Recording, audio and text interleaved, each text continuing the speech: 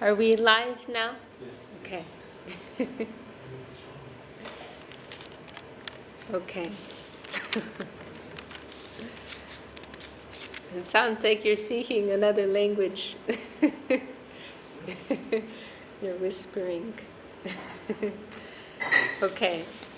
So we are continuing with Sri Chaitanya Charitamrita, which Srila Bhakti Siddhanta Saraswati Thakur described as the greatest theological literature which has ever seen the light of day. And we are very, very privileged. We should not take it for granted that we have this book, actually. That it has come from the heart of Srila Krishnadas Kaviraj Goswami, based on the notebooks of Raghunath Das Goswami, and that it was in more recent times, brought to light by Srila Bhaktivinoda Thakur, because the book was in obscurity, actually. Maybe there were one or two copies in some dusty corner somewhere, but it was Bhaktivinoda Thakur who brought the book back to light and wrote commentaries on it and put it back into circulation, published it again. And now we have it, this wonderful, like you have, like somebody hands you some wonderful little cream cake and you're just swallowing it, but you're not seeing behind the scenes, how Radharani Devidasi has worked so hard in the kitchen preparing that cake. How all the devotees have put so much energy. We're just looking at this beautiful cream cake and we're swallowing it. But so much has come behind it. So we have this wonderful, wonderful text, la crème de la crème. Chaitanya Charitamrita really is like a cream cake. Cream cake is a very appropriate analogy, I think, if I dare say so myself. Because it is the cream of the cream of the cream of the whole of the Vedic, knowledge. We were on Saturday, the topic was the fruit of the Veda. So the idea being that Srimad Bhagavatam, and this idea is given by Bhagavatam itself. Bhagavatam is the essence of all of the Vedic knowledge. But actually, further distilled essence is Chaitanya Charitamrita. Because still Bhagavatam, Srimad Bhagavatam is mixing some other types of knowledge are there. But in Chaitanya Charitamrita, everything is fully essential, everything is pertaining to the culture of pure bhakti, pure Krishna prema, and nothing else. Everything is directly pertaining to that. So it is the sweetest of the sweet, it is the cream of the cream, it is the essence of the essence. It is so perfect in every way. And that perfection is expressed in this, this high ontological conception is presented in this very poetic and very beautiful way. Both sides are here, the highest type of knowledge, highest siddhanta, and in this very charming, sweet, and beautiful way. And these, so we're in the Adi Leela here, and this section of Chaitanya Charitamrita, the Adi Leela, a good part of it. It's a little tough going. In Australia, in the home of some of the devotees there, Murari and Prabhu and Indumati Didi, they're going through Chaitanya Charitamrita, and they're in the section. I think it's chapter 5 of the Adi Leela, the glories of Nityananda Ram. And it's a little heavy going, because there's lots of technical information there, on all the expansions of Nityananda, Balaram. So, but the idea is that the beginning of Chaitanya Charitamrita, it's like the groundwork's being laid, like the Siddhantic groundwork. The ontological nature of Mahaprabhu and his associates, they are being established. So it's like establishing the dignity and the scientific basis behind all the sweetness and the beauty that we find in the Leela. So, really, like, what is Chaitanya Leela? what is the nature of Nityananda Prabhu, all of the associates of Mahaprabhu, the nature of Gaura Leela. It's all dealing with sweetness. Actually, the word Gauda, Mahaprabhu appears in the area of India which is known as Gauda Desh. And Srila Sridhar Maharaj explains that word Gauda, its root is gur. This, this sugar that comes from sugar cane, right? So it's the land of sweetness, and they're dealing in sweetness, and there's like there's rasa to the highest degree. There's heart pain, there's tears of love, tears of heartbreak. There's lots of embraces. There's all these like intense exchanges going on. Mahaprabhu's fainting in ecstasy here, fainting in ecstasy there. Nityananda's fainting in ecstasy. Everyone's dancing in ecstasy, crying in ecstasy. Like this is going on all the time. These kind of exchanges between Mahaprabhu and his associates. So with an untrained eye, with an ignorant eye, one just sees some. And that's how many people would see it, in India. This is just some sentimentalism going on, But here in Chaitanya Charitamrita, in the beginning, Kaviraj Goswami is in this very, systematic way, in this very scientific way, this very philosophical way, he's establishing the basis for all of this. So this is the framework, this is the foundation on which all of this sweetness is taking place. It's not just something whimsical, not something whimsical, but it is something very solid.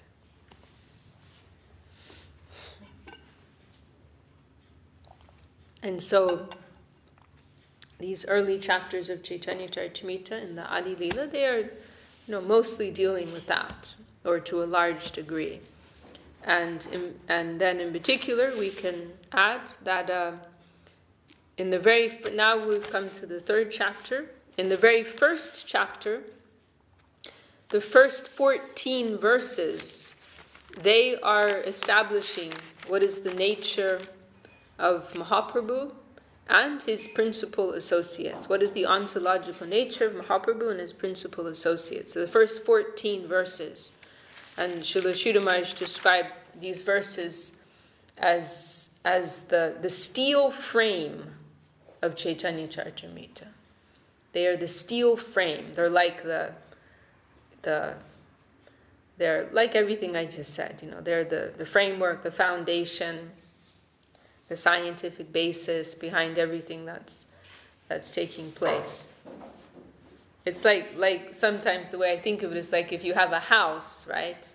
Then there's walls and there's floors and there's all the the plumbing and all you know a lot about that, right? You're a builder. So there's all of this stuff going on. But what is the principal thing about the house? What is the main point of this house? It's to facilitate loving exchange, right? So in the same way, like this kind of detail is giving the framework, the foundation to what's going on. But the essence of what's going on is these loving exchanges between the people who live there. So I think also the approach of the, going off topic a little bit, but the approach of the jnanis, right? The person's really focused on the knowledge approach, knowledge-seeking approach. They're analyzing the structure of the building. They want to know how the plumbing works. They want to know what type of paint you used here, and what these curtains are, and how the lights are working, and all, they're wasting their time actually, with all these boring details. But the real essence is this exchange of love, So why get lost in all the details of the universe when this is the essence, that when we can taste that sweetness. But not that doesn't have its place. That is also helps. That is also supporting our faith, and that's why Kaviraj Goswami is giving this type of detailed knowledge. It's to support the development of faith, and it's also establishing the dignity of what Chaitanya Leela is. It's not some sentimental thing. So it also has its place. Okay, so as I said, these first 14 verses of Chaitanya Charitamrita, they're like the introductory verses. And then in the following 12 chapters or so, then Kaviraj Goswami is one by one elaborating on each of these 14 verses. And so now in this third chapter, Srila Krishnadas Kaviraj Goswami is dealing with the fourth verse. And this verse is describing the external reason for Mahaprabhu's appearance within this world. So the fourth, fifth, and sixth verse, they are dealing with the Mahaprabhu's internal nature and the reasons for his descent to this world. And so those are given as two principal reasons: external reason and internal reason, or his public duty, what he came to do for the benefit of the world, and his internal desire for descending. So his public duty or his external reason for appearing is to spread the holy name, to give Krishna prem to all souls. And then, as we know, his internal reason for descending is to taste that mood of Srimati Radharani.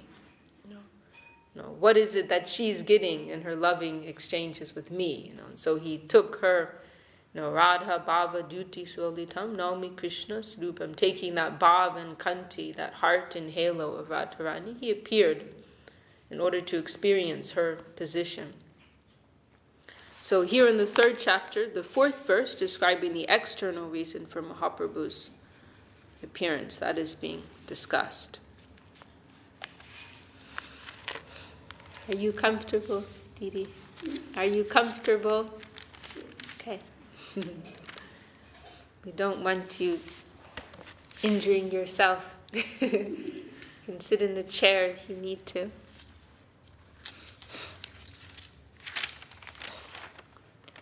Okay. So, and we can also chant that verse. The fourth verse again. It's a very beautiful verse. This is, famous verse. And these, in particular, these three verses, the fourth, fifth, and sixth verse of Chaitanya Charitamrita, of the first chapter, they're, important verses. And verses that, if we can't memorize them, at least be familiar with them. Because they are describing these 2 points, Mahaprabhu's reasons for descending, external, internal, and his internal nature as the combined form of Radha Krishna. And Gurudev and Srila Sridhar Maharaj, many times they're quoting these verses, these three in particular. Okay, so this is that verse again. Anarpita chirim chirat karunaya vitirna kalo samarpayitam unutojvalarasam swabhakti shriyam hari purita sundara duti kadamba sandipita sada hridaya kandare spuratu vashachi nandana. Very beautiful verse. May the Supreme Lord, who is known as the son of Srimati Ch.Ch. Devi, be transcendently situated in the innermost core of your heart. So this is Kaviraj Goswami's, and this is originally a verse by Rupa Goswami. And Kaviraj Goswami is presenting it in his introduction. And so this is Kaviraj Goswami's benediction upon his audience. Everyone who's coming to hear Chaitanya Charitamrita, this is his benediction to them. May the Supreme Lord, which is so wonderful, may the Supreme Lord, who is known, I was so happy a couple of years ago in Navadvip. It was Gaur Purnima time, and I was riding through the town, Pormatal, in a rickshaw, And it's Gaur Purnima, so everyone, it was like maybe the day before Gaur Purnima, and so everyone's in the spirit of Gaur Purnima, and there's different functions going on, and preparations for the next day, and decorations being put up, and so on my rickshaw I rode past one small little back street actually, but there was some type of function going on in like somebody's courtyard. And somebody was chanting. I don't know if they were going through Chaitanya Charitamrita or they were just quoting this verse, but I was so happy I heard someone on a microphone chanting this verse, in this very like grand way, Anarbita Janim Chirat Karunaya Vatirna Kalo. Very beautiful. And I was so happy. I was thinking, like, where else in the world, but in Navadvip? There's a random back street, and somebody's chanting this wonderful verse from Chaitanya Charitamrita.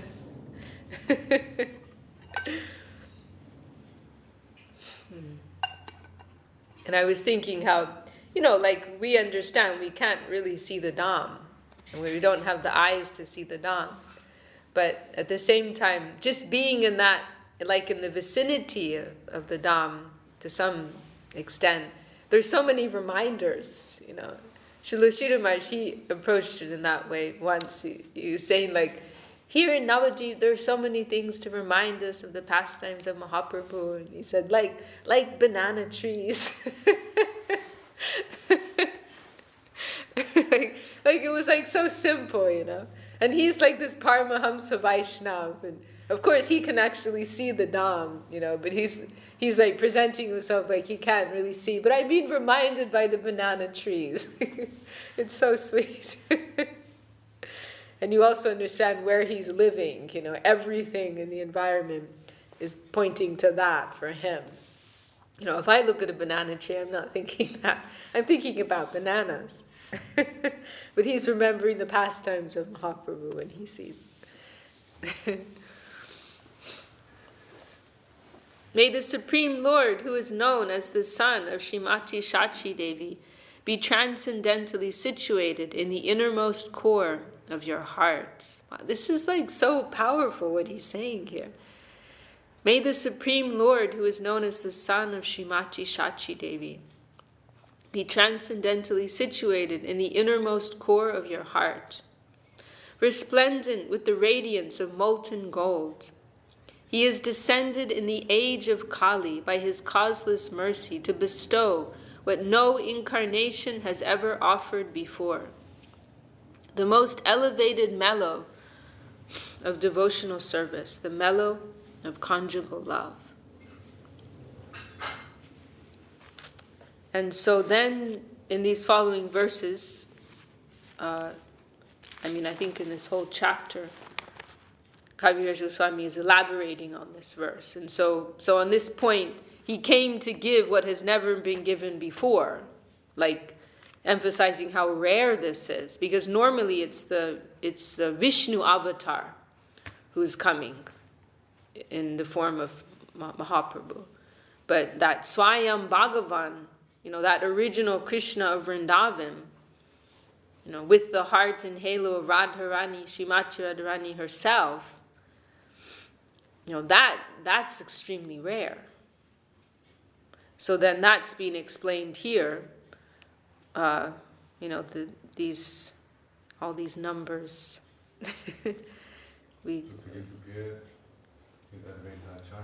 Sorry, what did you say? What did you say? What about Advaita Acharya? That's Vishnu. Right? Yeah. So,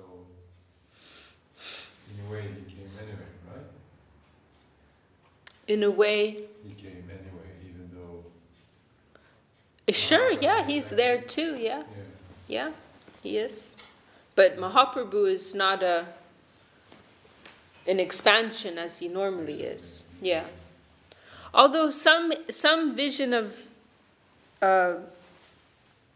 Advaita Acharya is as Sada Shiva.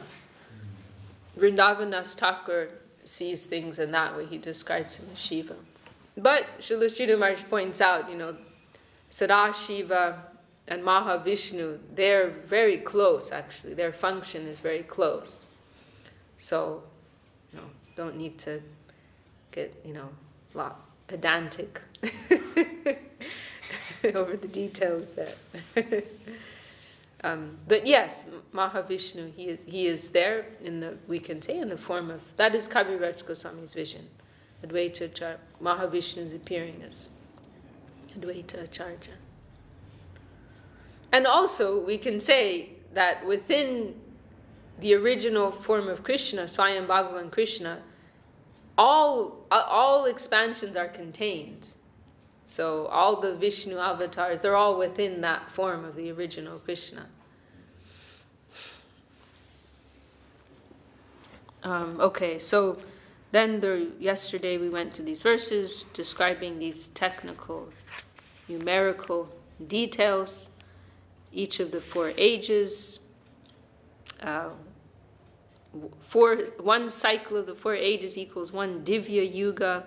71 Divya Yugas constitute 1 Manvantar, 14 Manvantars and 1 day of Brahma. And in just one of those Divya Yugas, that Swayam Bhagavan Krishna appears. So 71 times 14. Anyway, but it's also mentioned, 1 day and night of Brahma is 8.6 billion years, and there are 71 times 14 Divya cycles in that period, and in just one of those, that Swayam Bhagavan appears. So it is an extremely rare thing. And, we are here in that, little slot, I mean, to us it seems like a lot, one Kali Yuga is 432,000 years. Wow, that's such a huge number. But in the big scale of things, it's like a blink of the eye, actually. So in that little blink of the eye, we're here in that time,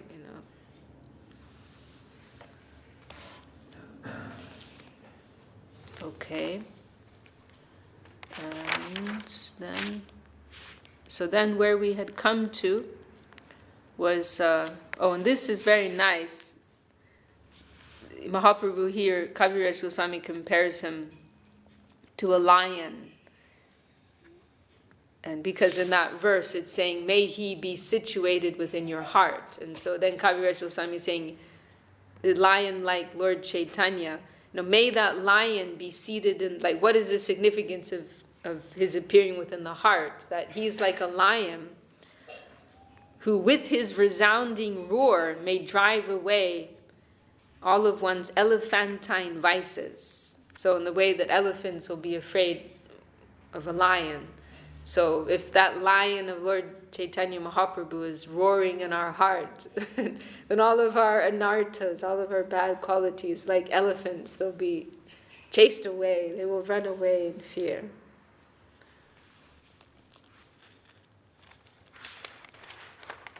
And here Kaviraj Goswami is also, which is pretty amazing. He's expressing here what Krishna's thoughts were, in deciding to come. And so Krishna's saying that, where is that line? That it's been a long time since I spread prema bhakti. And saying that I'm not attracted by awe and reverence. I'm not attracted by people worshiping me in this very reverential, very respectful mood, or very, scriptural, taking a very scriptural approach. It doesn't attract me, and this is boring for me. So I need to come to spread prema bhakti.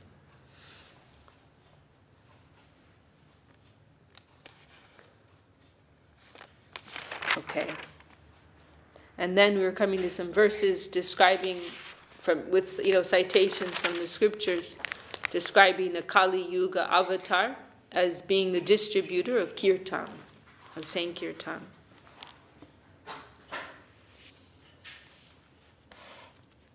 This verse is very nice. This is from the Mahabharata. You find evidence. Mahaprabhu, he's a hidden incarnation. He's a hidden avatar. But you do find, evidence at the same time in the scriptures for his appearance, even in the Mahabharata. This is a really nice verse. It appears in the Vishnu Sahasranam, the 1,000 names of Vishnu in the Mahabharata. I'll just read that.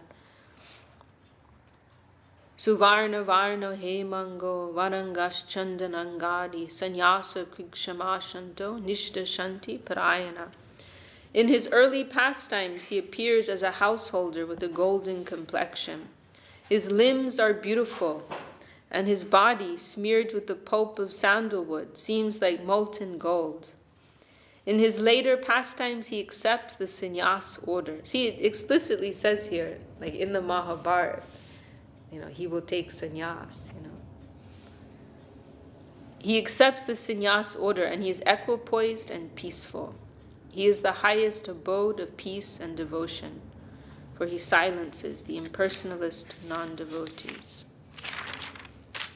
And then the verse we came to, this is a famous verse of Bhagavatam, in the 11th canto, when the Kali Yuga avatar is being described. And this is another one of those verses which is good for everybody to be familiar with, no doubt you are. Krishna Varnam Tvisha Krishnam Sango Pangashtra Parshadam Yagnai Sankirtana Prayer Yajantihi Sumedasa.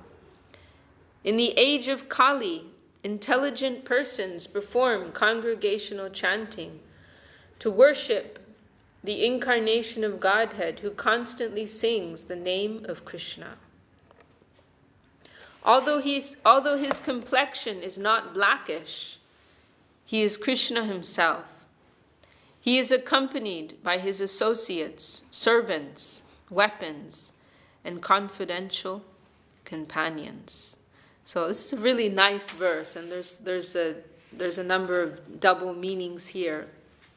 And the Kaviraj Goswami, he discusses those in these following verses.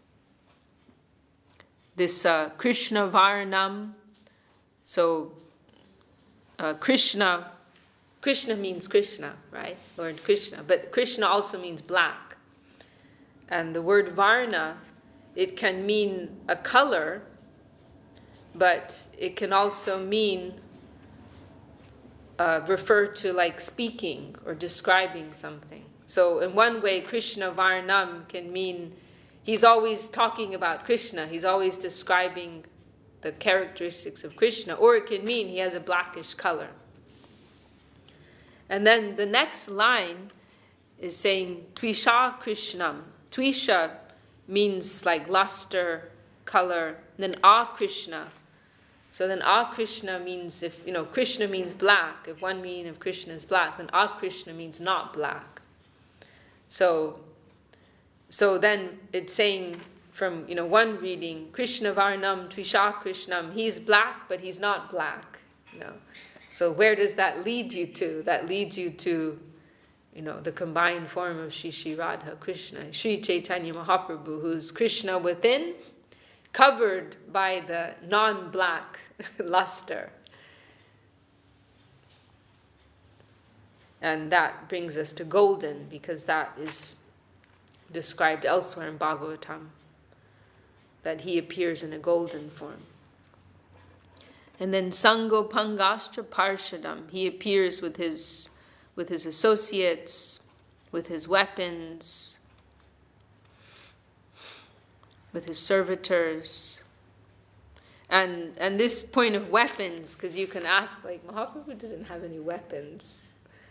And so Srila Jiva Goswami, he explains that Lord Chaitanya Mahaprabhu's weapon is his beauty. He conquers people with his beauty, with his charm, with his affection. And Srila Gurudev, he discussed this point once, and we were in Navadvip, and he said that Mahaprabhu was always on the battlefield, but with humility, tolerance, and respect. You know, he wasn't coming with a club, wasn't coming with a bow and arrow, with the Sudarshan chakra. He was conquering people with this type of mood, with this sweet mood. And there's a number of examples of that. Like a classic example is the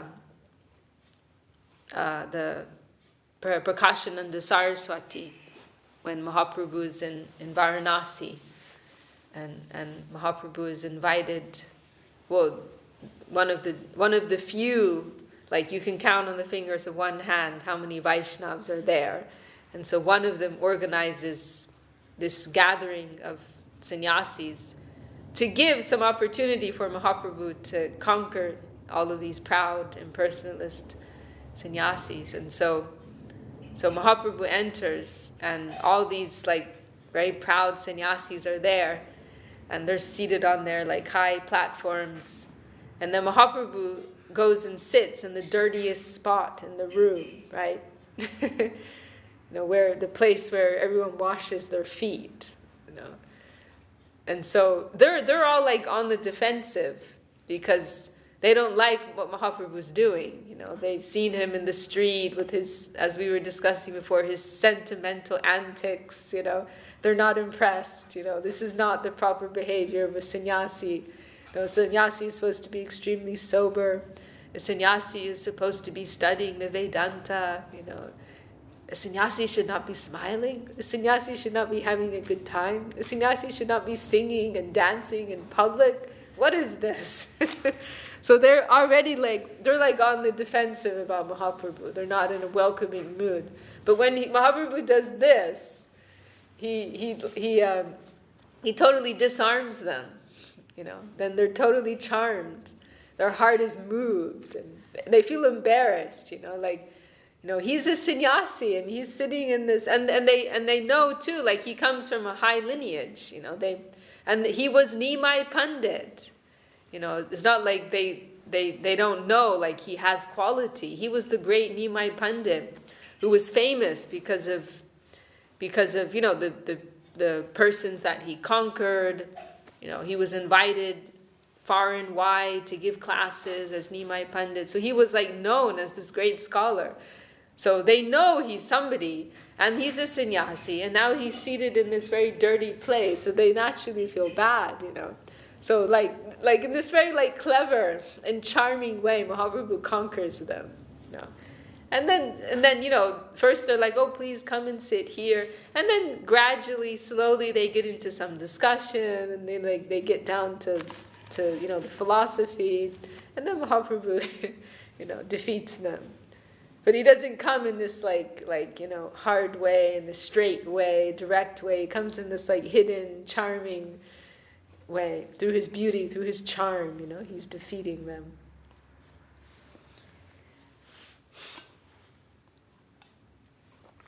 So that is his weapon.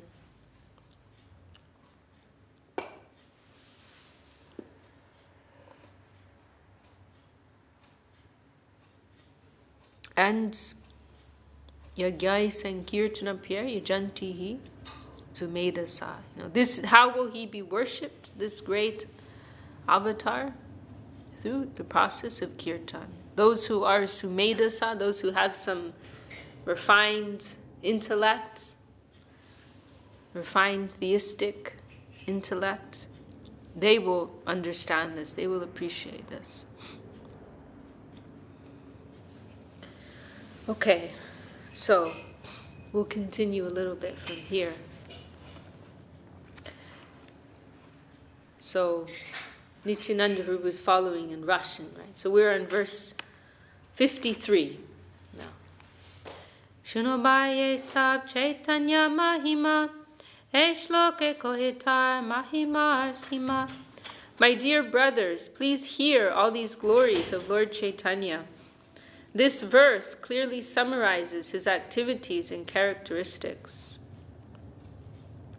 Krishna duivarna sadajar muke Atava Krishna Ketiho Varnani Jasuke. The two syllables, Krishna, are always in his mouth, or he constantly describes Krishna with great pleasure. Krishna Varna Shabdartha Duito Praman Krishna Vino Tarmuke Nahi Aisayam. These are two meanings of the word Krishna Varna. Indeed, nothing else but Krishna issues from his mouth. Kehotare bole jari Krishna Varan Arvishashanetar Koreni Varam. If someone tries to describe him as being of blackish complexion, the next adjective, Tvisha Krishnam, immediately restricts him. Deho kanche hoiti teho akrishna varan varane kohe pita varam. His complexion is certainly not blackish. Indeed, his not being blackish indicates that his complexion is yellow. And now we have a citation from the Dvitiya Sri Chaitanyashtak of Srila Rupa Goswami. Kaloyam vidvam sa sputam abhiyajanti dyuti bhadad akrishnangam krishnam maka vidibir utkirtana mayai upasyam cha prahoryam akila chaturta shama jusham sa devas chaitanyakritir atitanam na vipayatu. By performing the sacrifice of congregational chanting of the holy name, learned scholars in the age of Kali worship Lord Krishna, who is now non-blackish because of the great upsurge of the feelings of Srimati Radharani. He is the only worshipable deity for the Paramahamsas, who have attained the highest stage of the fourth order, sannyas. May that Supreme Personality of Godhead, Lord Chaitanya, show us his great causeless mercy. Pratyakshata tapta kanchanera duti jahar chatai nashe agyantamastati. One can vividly see his glowing complexion of molten gold, which dispels the darkness of ignorance. Jiver kalmashtamo nasha kori bhade anga upanganam nanaschadore. The sinful life of the living beings results from ignorance. To destroy that ignorance, he has brought various weapons, such as his plenary associates, his devotees, and the holy name.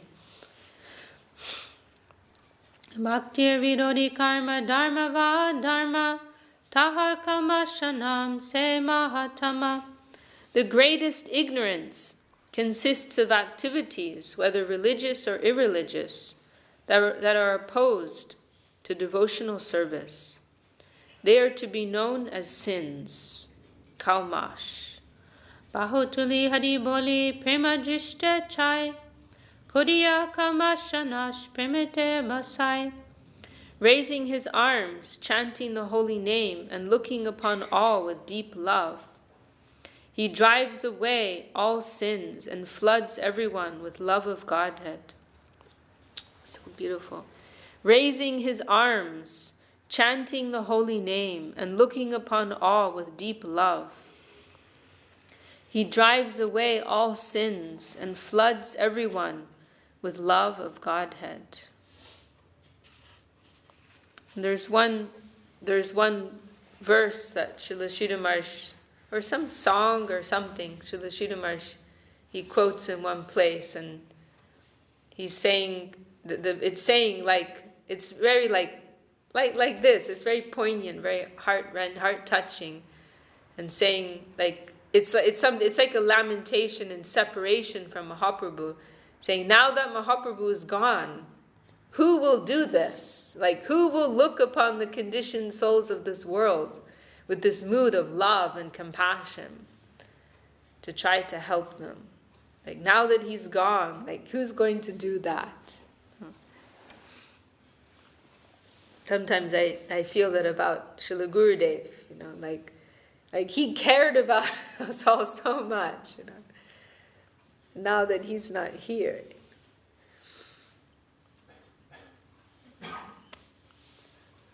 Raising his arms, chanting the holy name, and looking upon all with deep love, he drives away all sins and floods everyone with love of Godhead.